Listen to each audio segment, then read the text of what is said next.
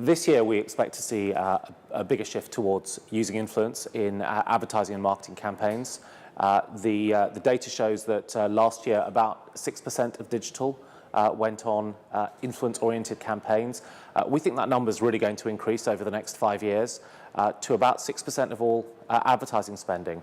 And the reason is that the right way to do social is to use influence, because it's the way that you get to magnify your campaigns.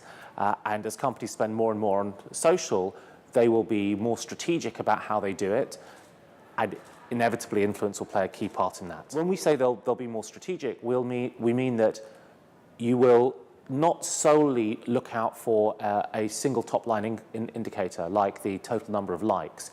You'll start to look at testing which type of seeding gets you more clicks through to the goal page, what drives more revenue, what drives a better NPS. And as you start to do that, you'll segment the audience that you're dealing with more and more, and that's where influence data will come in. It'll come into the segmentation piece to help people achieve their goals more specifically. We're so much at the test and learn phase right now that people are just frankly happy they managed to get a social media campaign out. Then they're delighted if they got something they could measure at the end of it. But as it matures, of course, people are going to want to see, does it change the two things that I care about as a marketer, either the bottom line revenue or the brand awareness or net promoter? I think for influence, it's an incredibly early point of the cycle. And today, what the competition we actually see is inertia, and that people have got too many other things to do, and it's hard to get them started.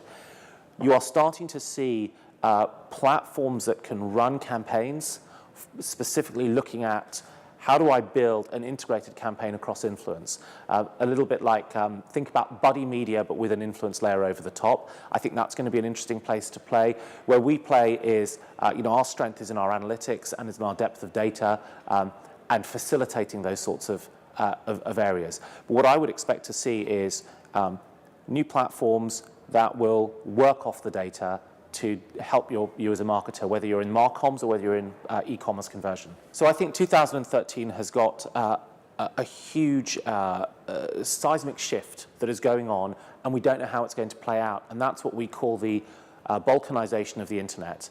The idea that Facebook is locking its data and its activity and your access to your audience within its walls, and perhaps deciding that it doesn't want to play with Twitter or LinkedIn as well, and vice versa. And we don't know how that's going to play out, but it's going to be a very, very interesting year, and it'll be very challenging for marketers to think about the investments they've made in these platforms and then figure out, how do I get a single view of my customer now that these platforms don't talk to each other? And I don't have the answer to that. I don't know whether the social internet will interoperate better at the end of 2013 or worse. It sort of augurs that it's going to be worse.